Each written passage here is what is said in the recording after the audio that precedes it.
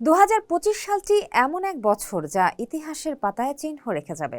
Europe থেকে America, দক্ষিণ ও মধ্য আমেরিকা এবং এশিয়ার সীমান্তে রাজনৈতিক অস্থিরতা, সংঘাত ও বৈশ্বিক সমঝোতার ছোঁয়া লক্ষ্য করা গেছে।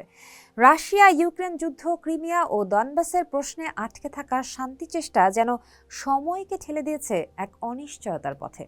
যুক্তরাষ্ট্রের ডোনাল্ড ট্রাম্পের পুনঃপ্রবেশ ও তার আমেরিকা ফার্স্ট নীতি, ট্যারিফ, অর্থনৈতিক অস্থিরতা এবং 21 দিনের শাটডাউন বাজার ও মানুষের জীবনে অনিশ্চয়তার ঢেউ তুলেছে। সীমান্তে মেক্সিকো ও ভেনেজুয়েলা সম্পর্কিত সংকট, মাদক ও মানব পাচার আরও একবার দেখিয়ে দিয়েছে রাজনীতি, অর্থনীতি এবং অপরাধের জটিল সমীকরণ। তবে আলোও রয়েছে। ভ্যাটিকানে নতুন পোপের নির্বাচন, ব্রাজিলে COP30 সম্মেলন এবং আন্তর্জাতিক সংহতির পদক্ষেপ আমাদের মনে করিয়ে দেয় সংকটের মাঝেও মানবতার আলো জ্বলে। এই বছরটি তাই শুধু সংঘাতেরই নয়, বরং সম্ভাবনার, আশা ও নতুন দিগন্তের বার্তা নিয়ে এসেছে। ইউরোপ আমেরিকার আলোচিত ঘটনাগুলোকে নিয়ে আমাদের আজকের আয়োজন। চতুর্থ বছরে পড়তে যাচ্ছে রাশিয়া ইউক্রেন যুদ্ধ।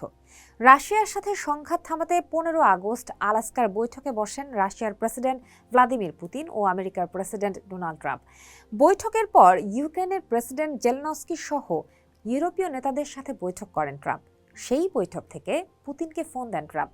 এসব দেখে মনে হচ্ছিল এবার বুঝি যুদ্ধবিরতি চুক্তি বাস্তবায়িত হয়ে যাবে, কিন্তু না, আশাহত হতে হলো। শর্তের জালে আটকে গেল সব চেষ্টা। রাশিয়া ইউক্রেন যুদ্ধ শেষের পথে সবচেয়ে বড় বাধা ভূখণ্ডের মালিকানা। পুতিন বলছেন ইউক্রেনকে রাশিয়ার দখলে থাকা 4টি অঞ্চল পুরোপুরি ছাড়তে হবে। 2014 সালে একীভূত করা ক্রিমিয়াকে চূড়ান্তভাবে রাশিয়ার অংশ হিসেবে মেনে নিতে হবে। এমনকি ডনেস্ক অঞ্চলে যেসব অংশ এখনও ইউক্রেনের নিয়ন্ত্রণে, সেখান থেকেও সেনা প্রত্যাহার করতে হবে। পুতিনের বার্তা পরিষ্কার: পুরো দানবাস ছেড়ে দাও, নইলে দখল করে নেব।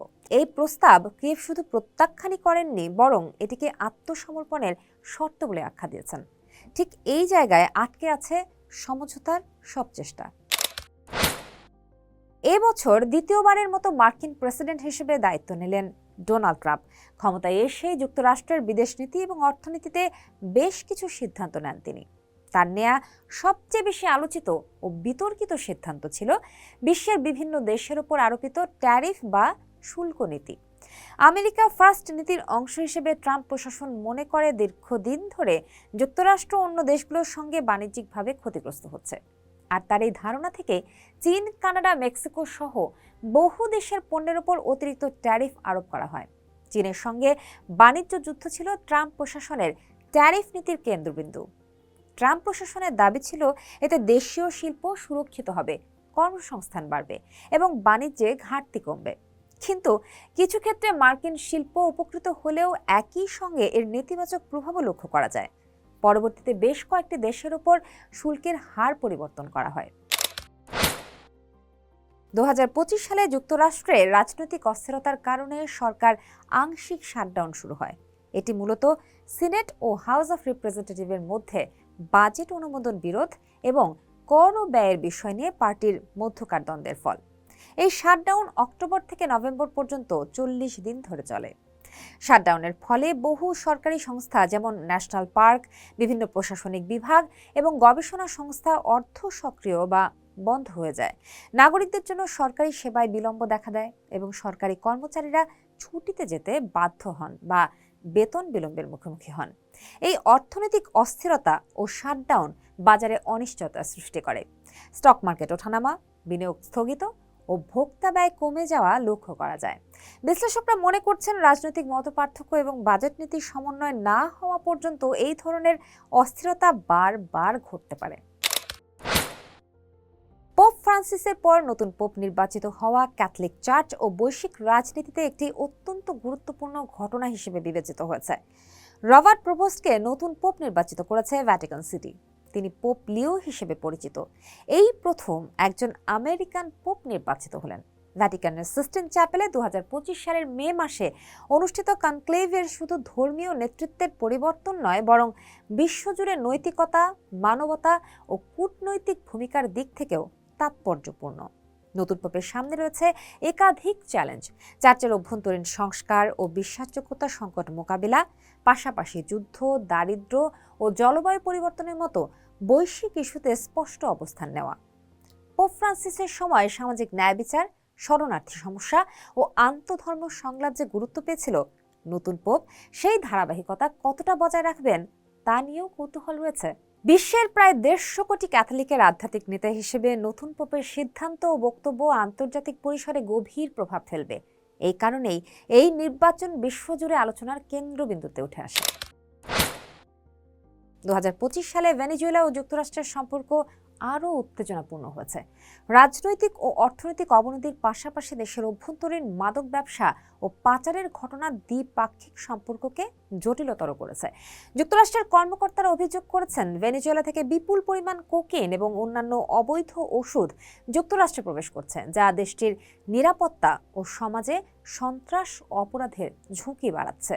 এই পরিস্থিতিতে যুক্তরাষ্ট্র ভেনেজুয়েলা সরকারকে চাপ দিতে নানা অর্থনৈতিক নিষেধাজ্ঞা আরোপ করেছে, বিশেষ করে তেলের রপ্তানি এবং আর্থিক লেনদেনের নিয়ন্ত্রণ। প্রতিক্রিয়ার কারাকাস এসব অভিযোগ অস্বীকার করে এবং বলে দেশটি নিজস্ব সীমান্ত নিরাপত্তা ও নিয়ন্ত্রণ ব্যবস্থায় কাজ করছে। তবে বিশ্লেষকরা মনে করছেন, মাদক পাচার ও অর্থনৈতিক দুর্বলতা মিলিত হওয়ায় এই সংঘাত দীর্ঘমেয়াদী ও ল্যাটিন আমেরিকার নিরাপত্তা ও রাজনৈতিক স্থিতিশীলতার জন্য বড় চ্যালেঞ্জ হিসেবে রয়ে গেছে। 2025 সালে মেক্সিকো যুক্তরাষ্ট্র সীমান্তে অভিবাসন ও নিরাপত্তা সংকট তীব্র হয়ে উঠেছে।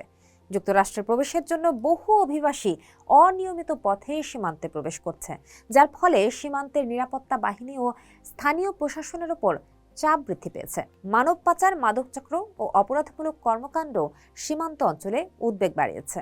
যুক্তরাষ্ট্রের প্রশাসন সীমান্তে কঠোর নিরাপত্তা নীতি প্রয়োগ করেছে।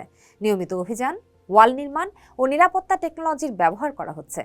তবে অভিবাসীদের সংখ্যা এতই বেশি যে প্রয়োজনীয় নিরাপত্তা ব্যবস্থা সম্পূর্ণ কার্যকর করা কঠিন হয়ে পড়েছে। সীমান্তের অভ্যন্তরীণ শহরগুলোতে মানবিক সংকট তৈরি হয়েছে।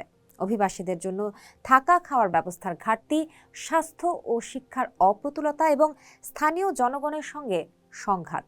মেক্সিকো সীমান্ত ব্যবস্থাপনায় অংশ নিচ্ছে, কিন্তু সীমান্তের দীর্ঘদৈর্ঘ্য এবং অপরাধ চক্রের সক্রিয় উপস্থিতি সমস্যা জটিলতর করে তুলছে। বিশ্লেষকরা মনে করছেন, কার্যকর সমাধানের জন্য দুই দেশের মধ্যে কূটনৈতিক সমঝোতা, মানবিক সহায়তা বৃদ্ধি এবং সীমান্ত এলাকায় উন্নয়নমূলক প্রকল্পের প্রয়োজন। সাময়িক নিরাপত্তা উদ্যোগ হলেও দীর্ঘমেয়াদের সংকট মোকাবিলার জন্য যৌথ নীতি কিন্তু অপরিহার্য। ব্রাজিলের আমাজনের শহর বেলেমে অনুষ্ঠিত জাতিসংঘের জলবায়ু সম্মেলন COP30 শনিবার নাটকীয় পরিবেশে শেষ হয়েছে। 2 সপ্তাহের টানা আলোচনা, বিক্ষোভ, অগ্নিকাণ্ড ও রাস্তা জুড়ে মিছিলের মধ্য দিয়ে প্রায় 200 দেশ একটি সীমিত চুক্তিতে পৌঁছায়। তবে জীবাশ্ম জ্বালানি পর্যায়ক্রমে বন্ধের প্রশ্নে দুর্বল ভাষা ব্যবহারের কারণে এই চুক্তি শুরু থেকেই বিতর্কের জন্ম দিয়েছে। চুক্তি সর্বসম্মতভাবে গৃহীত হলেও যুক্তরাষ্ট্র এতে অংশ নেয়নি। প্রেসিডেন্ট ডোনাল্ড ট্রাম্পের সম্মেলন বর্জন বৈশ্বিক জলবায়ু রাজনীতিতে বড় এক শূন্যতা তৈরি করে। চুক্তি গৃহীত হওয়ার পর পরম ও আর্দ্র বেলেমের সম্মেলনের কক্ষে করতালির শব্দ শোনা গেলেও ভেতরের ঐক্যের আড়ালে মতবিরোধ স্পষ্ট ছিল। ব্রাজিলের president Luiz Inacio Lula da Silva এই চুক্তিকে বহুপাক্ষিকতার বিজয় বলে আখ্যা দিয়েছেন। তার ভাষায়, সংকটের মুহূর্তে বিভক্ত বিশ্ব এখনো এক হতে পারে। তবে ইউরোপীয় নেতারা স্বীকার করেছেন, পুরো প্রক্রিয়া ভেঙে পড়া ঠেকাতেই তারা দুর্বল সমঝোতায় রাজি হয়েছেন। চীন সম্মেলনকে নিজেদের কূটনৈতিক সফলতা হিসেবে দেখেছে। চীনা প্রতিনিধি লি গাও বলেন, কঠিন পরিস্থিতির মধ্যেও এই চুক্তি আন্তর্জাতিক সংহতির প্রমাণ। ভারত, ব্রাজিল, দক্ষিণ আফ্রিকা ও চীনের যৌথ বিবৃতিতে চুক্তিকে অর্থবহ বলা হলেও জলবায়ু ঝুঁকিপূর্ণ দেশগুলোর হতাশা কিন্তু স্পষ্ট। Alliance of small island state জানায়, চুক্তিতে ঘাটতি থাকলেও এটিকে অগ্রগতির একটি ধাপ হিসেবে দেখতে হবে। সবচেয়ে বিতর্কিত বিষয় ছিল চুক্তিতে জীবাশ্ম জ্বালানি শব্দটি পর্যন্ত না থাকা। তবে উন্নয়নশীল দেশগুলোর জন্য একটি উল্লেখযোগ্য অর্জন হলো 2035 সালের মধ্যে দরিদ্র দেশগুলোর জলবায়ু অভিযোজন তহবিল 3 গুণ বাড়ানোর প্রতিশ্রুতি। তবে বাংলাদেশ সহ ঝুঁকিপূর্ণ দেশগুলোর মতে এটি ন্যূনতম সাফল্য হলেও জলবায়ু লড়াই এখনো শেষ হয়নি। পোস্ট দেখুন, ভাবুন, করুন, থাকুন পোস্টের সাথেই।